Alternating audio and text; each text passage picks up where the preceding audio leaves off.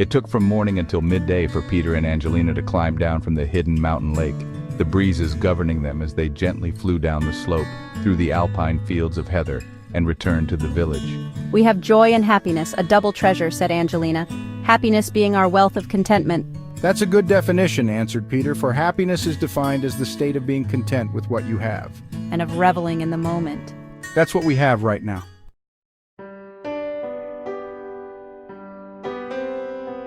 We have joy and happiness, a double treasure, said Angelina. Happiness being our wealth of contentment.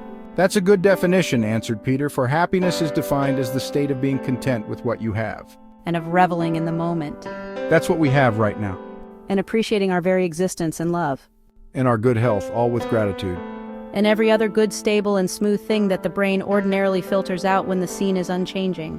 Unchangingly wonderful. But you're right. The brain, allowed to go its own way due to the old fight or flight response, usually only takes note of what's changing, hurting, or bad. But we don't let that happen. No, we have gratitude and appreciation for all that we give to each other. And we're thankful for life and for all of our senses.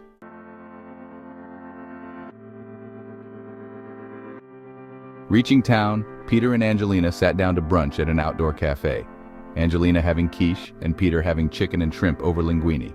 This was one of many long, warm summers spent in the cool sandstone farmhouse that sheltered them in the dark shade of the pines, which also served to block the wind in the winter. And so it was that several years passed for Peter and Angelina, during which they continued to build on their relationship, always keeping it new and interesting.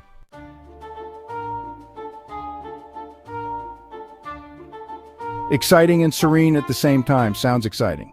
It's so we can float down the creek and row through the ponds and on toward the town, lake, and beach. Well, I guess I could have known that. I am surprised. A two-person inflatable boat with oars. What's that? Asked Peter. One day, Peter arrived at their farmhouse and found a boat in their bed and Angelina sitting in the boat.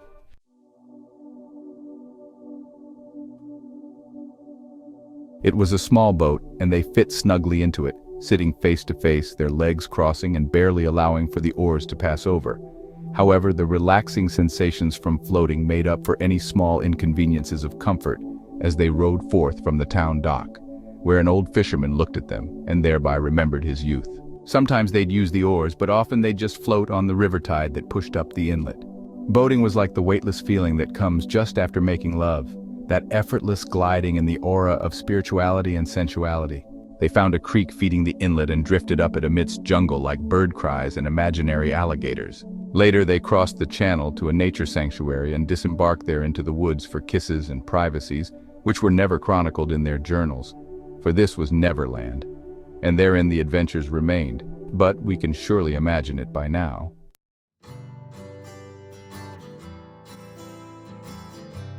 We've been together many years now, Peter. Happy anniversary. We've always kept our relationship new. S1. Thanks, we've done well. And always kept it full of new adventures like the boat. We still focus on the good things, even the littlest things, whereas later on in their relationships, some couples only focus in on the bad, especially the little trivial things. We've never said anything to each other that couldn't have been said on a honeymoon. And so our liaison has been one continuing honeymoon.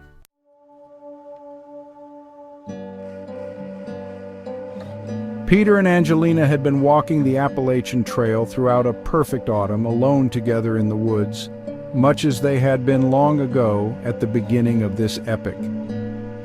I have never seen a bluer sky than that of October's, remarked Peter. Perhaps it is because of the cool, dry air. The vision is but enhanced by the foreground of the colorful orange tree leaves. This is the last true blue that we shall see for some time. It's only fitting that it be the best of times, the bluest of times.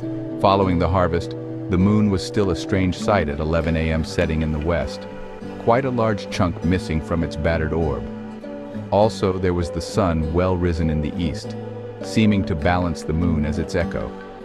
The duo made their way through a lonely upland, wild and still, where October's last zephyrs whispered at will, as if they were praying for the souls of the dead.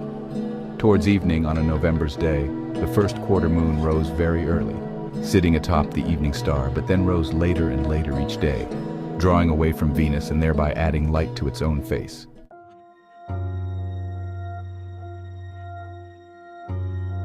No leaves, no warmth, no sky, no snow, November. November is a more difficult time. The glory of the summer and of the leaves is gone, and it seems like it has been gone for years, but the spirit of the holiday season is not yet at hand. The gray and rainy skies are a stark contrast to the dry blue skies of October. There is no snow yet for winter sports, and the land remains barren.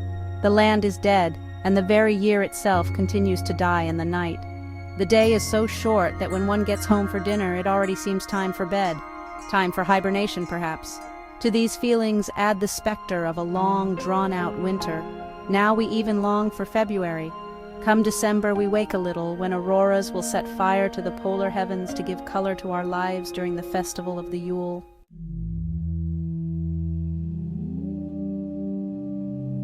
The storm is long gone and is just a memory now.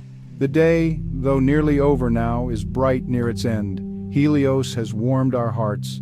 Twilight now welcomes all. Twilight. That magical hour after sunset when people love to stroll the village square.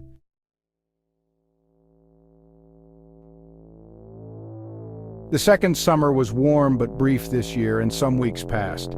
The now chill winds hastened the couple's approach to the nearest inn. The twosome looked at the rising omen of winter in the very late night sky. "Orion, king of the bejeweled winter sky, backbone of our nights," said Peter, "wield your sword above our heads, but please never below." There in the road ahead, a huge yellow beast lay dead ahead and was growing larger by the second. Right in front of their eyes did it lie. It was, of course, the moon. I think that the November frost moon is even more impressive than that of the harvest. It is so colorful and intimidating. The moon rose straight into a thunderhead as an old lady opened the door of the inn. "Tit for tat," she said as she farted at the thunder.